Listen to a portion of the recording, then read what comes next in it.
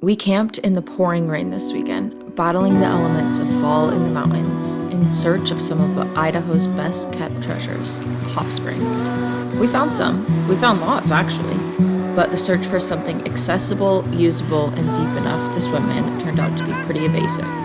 I'll show you how we got here. We left Friday after work in the sunshine and mostly clear September skies. We packed the 4Runner in the rooftop tent, along with our newly engaged good friends Sam and Andrew in their Toyota Sequoia. We brought Wookie, who was a conehead for the weekend because of a cut on her leg. After getting out of town, we were officially in search for hot springs.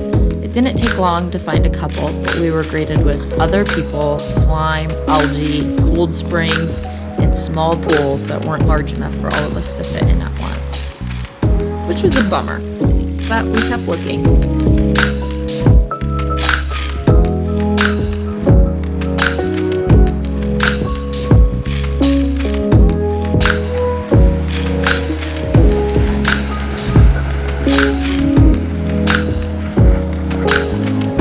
Farther down the road, off the beaten track, the hot springs seemed to be getting fewer and farther between.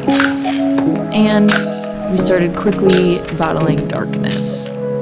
So when we found a hot springs, even though it was across the river, but there was a campsite, big and empty, right next to it, across the road, we decided to set up camp for the night. And as darkness was approaching, we got some level spots and started on a campfire.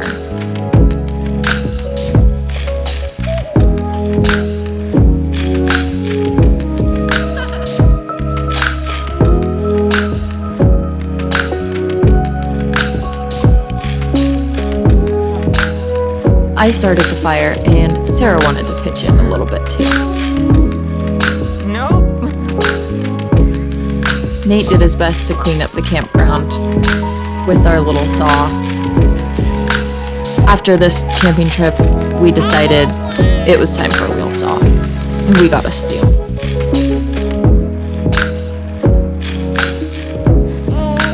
With the fire roaring, it was time to set up the rooftop tent. Nate does it pretty much on his own every time. I've tried a couple times. I can do it, but not as well as Nate can. So normally he takes that job and I take Sarah patrol, which is a full-time job.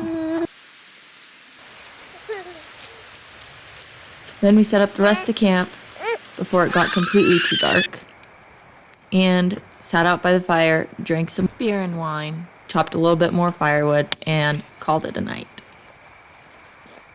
Okay, if you stay close enough, you'll melt your crown.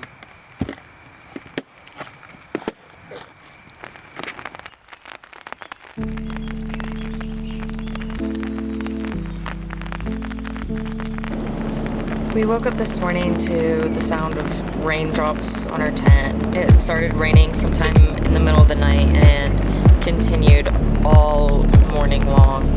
We got up to see rain on everything. Everything was wet, and there was fog rolling through the mountains and steam everywhere from the hot springs. It was really pretty.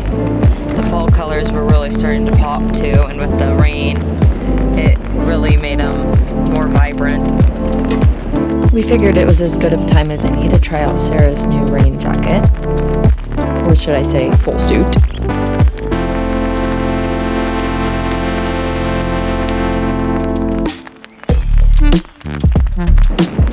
We started breakfast.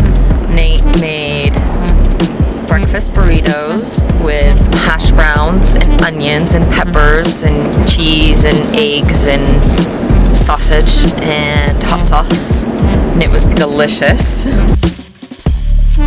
The food warmed and fueled us up enough to start devising an action plan for the day, goal being to find some hot springs.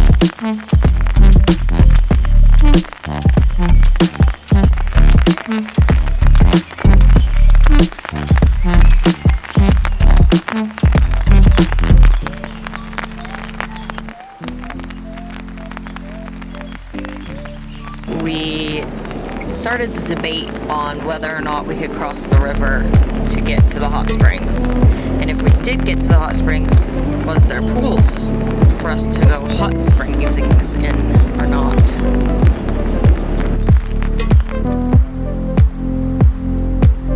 Ultimately, with the rain and the river crossing being a strong deterrent, we voted to pack up a soaking wet camp and head down the road in hopes of finding a hot springs on our side of the river.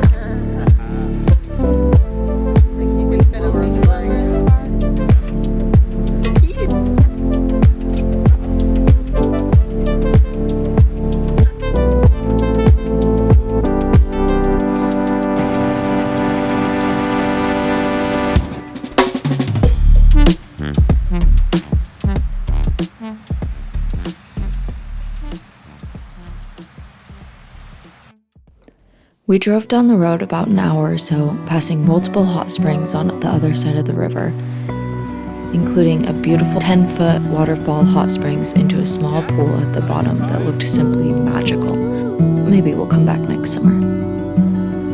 But a lot of the hot springs we found were full of algae and disgusting. We eventually found a bridge that allowed us to get across the river and immediate hot springs next to it that was pretty small. The spring bubbled from into a pool of an old rusty tub. And although it couldn't fit all 5 of us in there at once by any stretch of the imagination, we took turns and enjoyed the clean, boiling hot water straight from the earth. After being wet and cold all night and morning long, with the cold sinking in through our gear after spending hours and hours searching for hot springs, the heat finally seeping back into our bones was actually amazing and just what we needed. We were closer than I'd like to admit to giving up on finding a hot springs altogether at that point, but sticking it out was worth it this time. Plus, Sarah absolutely loved it, and so did the rest of us.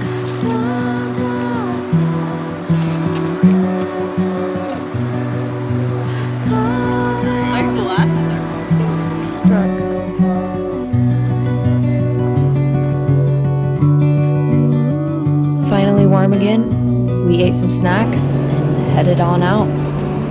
It was a great one-nighter, and we can't wait to get out there and see some more adventures and some more beautiful places again. Everybody who's watched to this point or watched it all, I just want to say thanks so much for watching. Hang around, we've got more adventures to come. Can you stand? Can you stand on your own in here? Yeah. Yeah, you can. Yeah, you can.